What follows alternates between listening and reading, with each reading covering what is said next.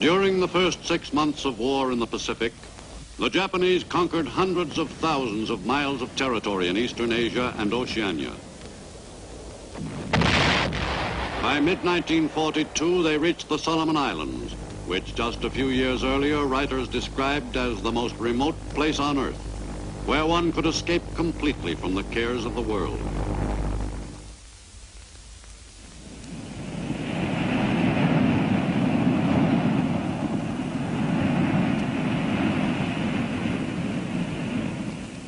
To the Japanese, Guadalcanal was a most desirable piece of land. Using that island as a base, they might well succeed in severing the lifeline from the U.S. to Australia. But in June 1942, to Japanese troops who occupied Guadalcanal, it was just another island conquest in their southward advance. The forces of Imperial Japan had been overwhelmingly successful in their ambitious campaigns during that first half year of all-out war. In Washington, the government's concern over Japan's domination of Eastern Asia and the Western Pacific was voiced by its last ambassador to the Japanese Empire, Joseph Grew. I know by long experience of the overweening ambition of that Japanese military machine, of its great strength and power, of the intensiveness of its training over long years for any kind of fighting, of its fanatical determination. I know what it aims to do to these United States. I have had ample evidence of the work of those barbarous hordes, first bombing, burning, bayoneting, and then, when masters, raping, torturing. Our country is today in peril. Believe me, for I know.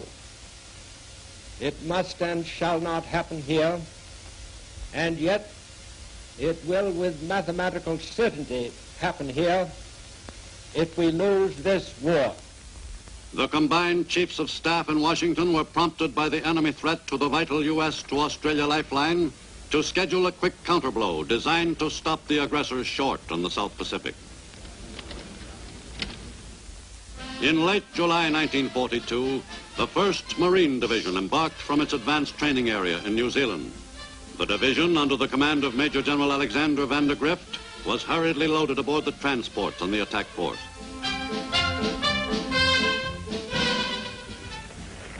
The assault force moved north in deep secrecy. For the first few days, the seas were placid, but this condition was not to prevail for long. In view of the limited size of the naval force, it was decided to make as much use as possible of the weather as cover. In late July, observers forecast a cold front sweeping northeastward, passing across the northeast corner of Australia on August 4th, and moving toward Guadalcanal at a speed of 300 miles a day. Under cover of the bad weather, the assault force was able to move into enemy-controlled waters with little chance of detection by Japanese planes. Many of the men on board had never experienced any weather rougher than a squall in a mountain lake. And when the weather turned bad in the Pacific, that ocean seemed to be poorly named indeed. The assault on Guadalcanal was timed so that the naval force would make the last part of the trip under cover of the cold front, to a point just off the island target. The plan worked perfectly. During the night of August 6th, the cold front passed over the Guadalcanal area, and on D-Day morning, August 7th, the seas were calm. Soon after dawn, naval guns announced the beginning of America's first offensive action in World War II. Under the direction of officers who were experts in newly developed techniques of amphibious warfare, the assault waves of the 1st Marine Division headed for the beach. On shore, the enemy was ominously quiet. Promptly at 8 a.m. on that August morning in 1942, American Marines set foot on the first piece of Japanese-held territory, Tulagi. Across the channel on Guadalcanal, the main landing was not opposed. At any moment, the commanders knew the enemy might launch a counterattack, which would surely be made before the assault forces had a chance to get well established. No contact was made with the enemy until the second day, when the Japanese opened up on the American position. While other Marine battalions were fighting on Tulagi and several other islands off Guadalcanal, the campaign for the key Japanese stronghold in the southern Solomons gathered momentum. Enemy soldiers, adept at jungle fighting, were difficult targets for Marine riflemen. This was the first experience for American fighting men in a new kind of warfare. By nightfall of the second day, August 8th, the Marines' beachhead extended less than a mile inland and 4 miles along the shore. But at least they had a foothold. As the campaign on Guadalcanal continued, the Marines grew accustomed to fighting in jungle country, where it was necessary to battle the enemy on his own terms, in his own style. It took a little longer to get accustomed to some of the routine features of life on a tropical island. And this pre-war South Sea paradise was inclined to be just a bit damp. The first half of the 6-month-long struggle for Guadalcanal was fought during what was called the dry season. The men often wondered what the wet season would be like. On August 9th, the first of a series of unprecedented naval battles for control of the waters surrounding Guadalcanal was joined off Savo Island. A fast Japanese fleet of 7 cruisers and 1 destroyer raced down the slot, the passage through the central Solomons, bent on destroying U.S. ships at Guadalcanal. The Japanese fleet managed to sneak into the Savo Island waters unchallenged by the American warships. The Battle of Savo Island turned into an overwhelming Japanese victory. Augmenting the naval successes, the enemy made effective use of his air superiority in the Solomons. Operating from bases in the northern and central Solomons, from Bougainville and nearby islands, Japanese planes dominated the skies over the area. Daily they came down the slot to bomb American forces on Guadalcanal, where the issue was still in doubt. The Japanese pilots who made the run to Guadalcanal were among the best in the Japanese Air Force. The enemy was throwing his most thoroughly trained personnel into the frantic effort to stop the American counteroffensive. On Guadalcanal, the American fighting men could almost set their watches by the regular visits of the enemy planes. Japanese pilots had things pretty much their own way. The main target, which all the enemy bombers concentrated on, was the airstrip, for which the American Marines had fought so hard. Henderson Field, which had been seized on the second day and never lost, was quickly repaired after each bombing. The few American planes on the island took a steady beating. From forward bases on American-held islands, U.S. fighter pilots took off to battle the enemy in the Solomon skies.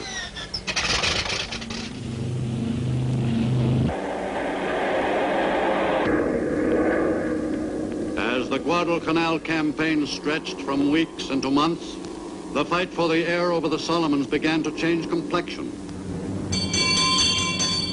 At Japanese bases in the northern Solomons, gunners were pressed into action for the defense of their installations with increasing frequency.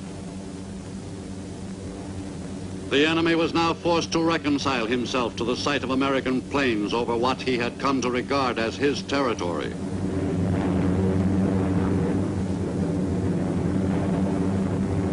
U.S. bombers began to plaster Jap air bases in the northern Solomons regularly. These attacks on enemy positions in the northern Solomons helped lessen Japanese pressure on Guadalcanal.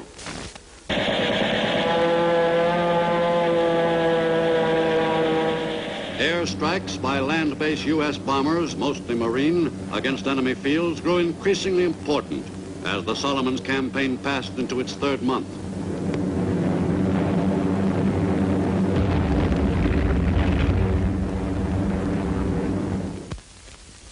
On Guadalcanal, Marine commanders were helped materially by information supplied by friendly natives. Officers like Raider Colonel Evans Carlson received hearty cooperation from most of the Melanesian inhabitants. During October, U.S. forces fought off counterblows by a stubbornly resisting enemy. The Japanese battled fanatically, but their counterattack failed.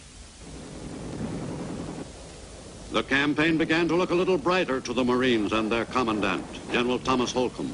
The Battle of Guadalcanal is now shaping up in our favor. It's a fight of man against man in the jungle, and man for man, American Marines and soldiers are superior warriors. It is not yet won, but we possess the balance of power and intend to hold this advantage. The U.S. foothold was now firmly established. After months of bitter fighting, there were decorations for uncommon valor to be made. To men like Marine Raider Colonel Merritt Edson for his heroic stand at Bloody Ridge. In late October, the Japanese made another strong bid to turn the tide of battle in the Solomons by sending a fast fleet into action. Japanese naval units were to search out and destroy American warships operating in Solomon's waters. Japanese pilots were to play the key role in the planned annihilation of the American fleet. If the planes achieved their objectives, the Japanese were confident they could regain complete control of Guadalcanal.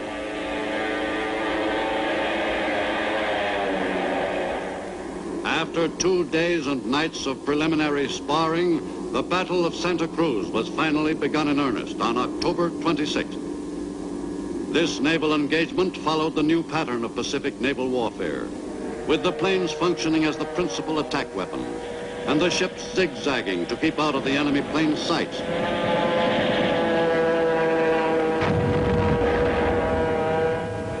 The battle raged without let-up throughout the morning.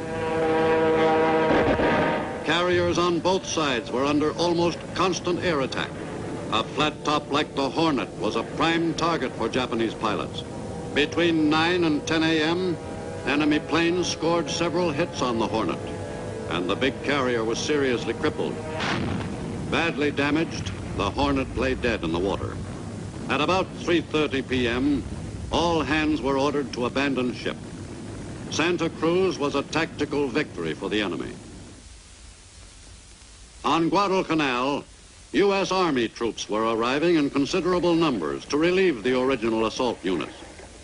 Their assignment was to hold at all costs the territory which had been seized by the invading force of Marines, and to resist all enemy attempts to retake that invaluable patch of ground. Equally important was the Marine Engineers' assignment, to build Henderson Field into a sizable air base, capable of accommodating bombers in some quantity. The newly arrived units brought with them the materiel so necessary in the transformation of the waterlogged airstrip into a bomber base. From Henderson Field, large attack groups would carry American bombs north to be deposited on Japanese positions. In a very few weeks, Henderson Field had the look of an efficient, well-equipped air base, ready to handle any problem which its new complement of planes might present. On December 9th, 4 months after the invasion of the island, the command of the U.S. fighting forces on Guadalcanal passed from the Marine Corps to the Army.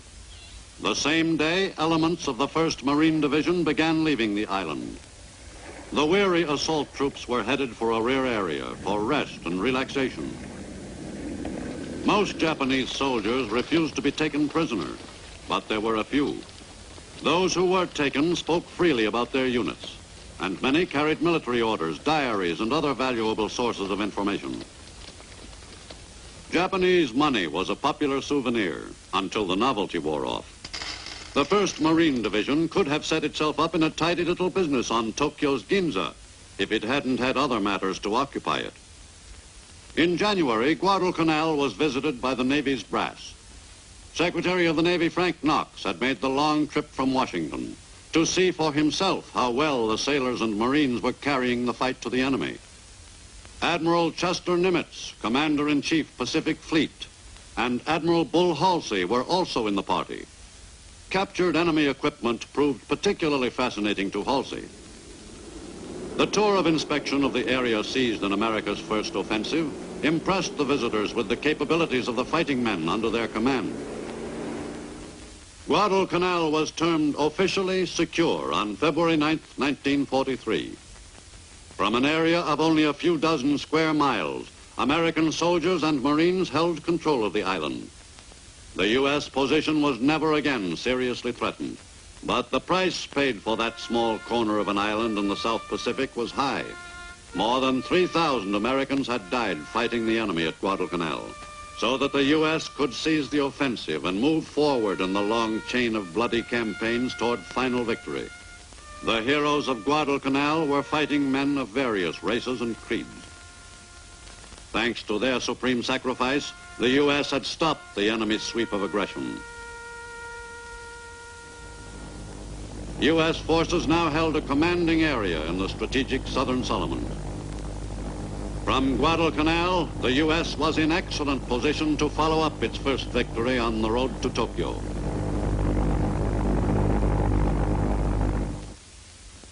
But although the U.S. had won an important position in the Solomons, the enemy still controlled the major part of the island chain.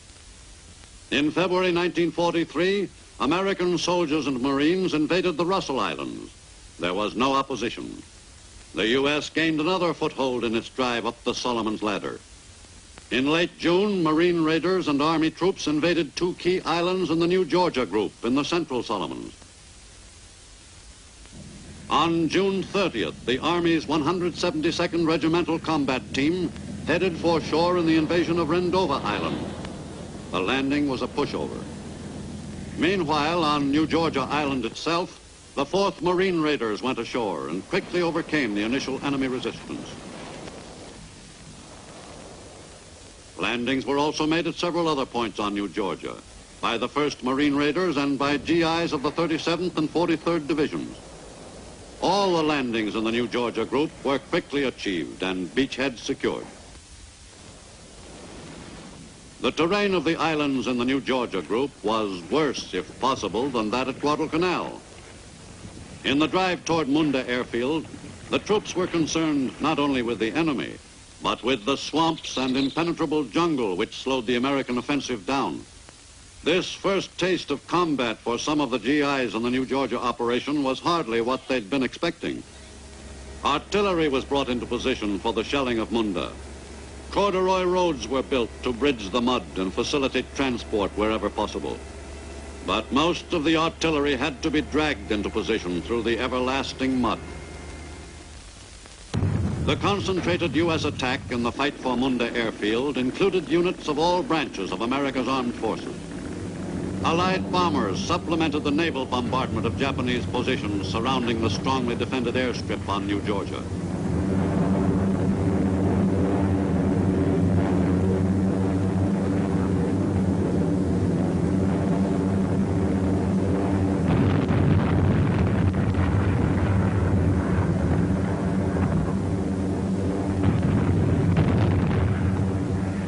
For 5 weeks, the embattled Munda area held out against everything that U.S. forces could pour on it.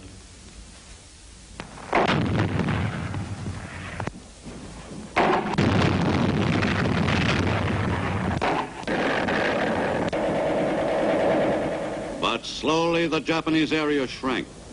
The defenders often had to be dealt with individually by the Americans. Finally, the Japanese grip on the area was broken. Nipponese troops who had defended Munda so fanatically met the same end as their brothers in arms on Guadalcanal. American troops went to work quickly in cleaning out the area of any last-ditch defenders. But the Japanese defense force had been virtually annihilated. U.S. bombers had done a thorough job on Munda, as American ground units discovered when they surveyed the airfield. The reconstruction of Munda Airfield was most urgent to the American forces. Although the strip was less than 150 miles from strong enemy bases in the northern Solomons, Munda was not heavily attacked by Japanese air units. The job of reconstruction moved ahead with incredible speed. While the work was being rushed, planes were taking off from the widened strip.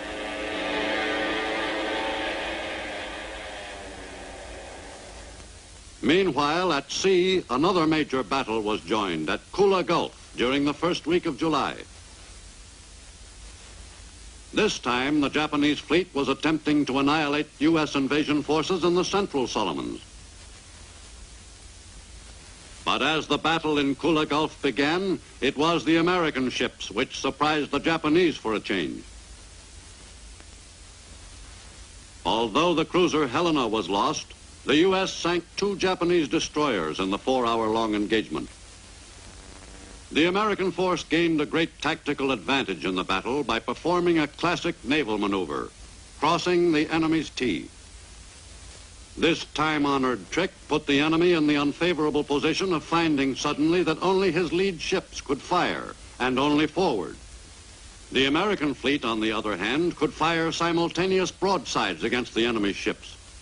But the first battle of the Kula Gulf was not decisive. Exactly 1 week later, before dawn, the fleets joined battle again in the same waters.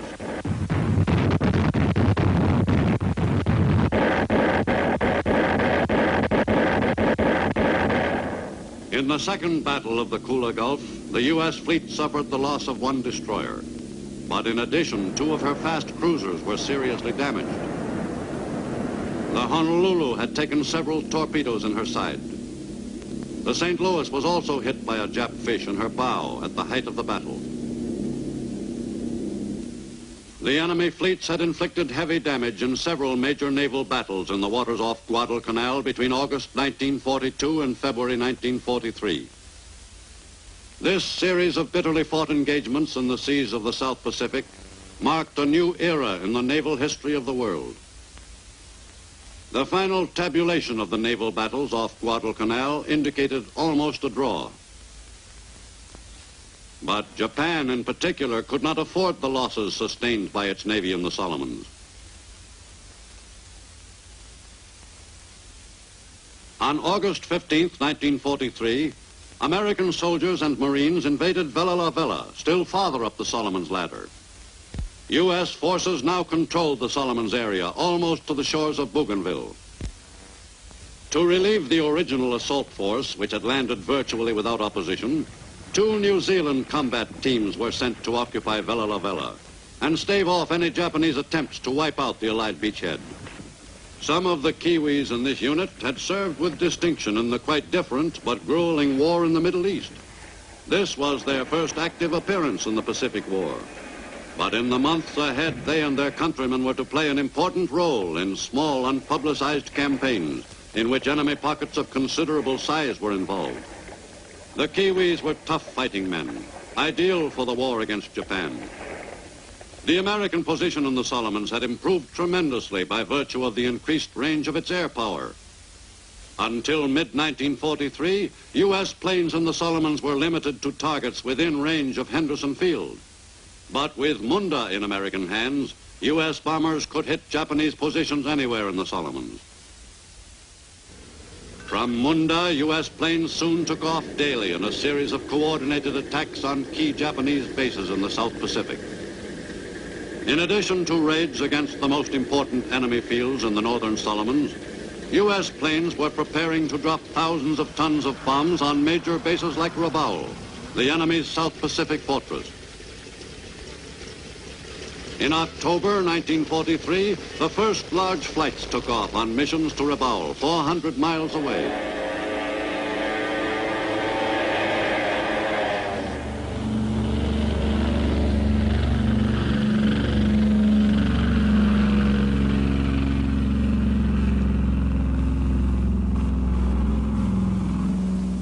From Munda airstrip, a much more formidable base than it had once been, U.S. planes headed north to neutralize Rabaul.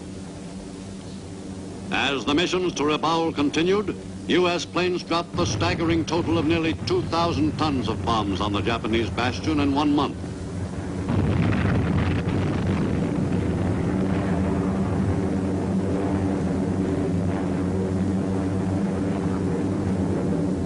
By December, the skies over the Solomons area were undeniably American. But in the northern Pacific, the war bore little resemblance to the war that was fought in the equatorial latitudes. In the Aleutians, the troops were also indulging in island hopping, but the islands were of quite a different type. Lying on the Great Circle route between North America and Japan, the Aleutians were bleak, isolated outposts, but only 1,500 miles from the heart of the enemy's home islands,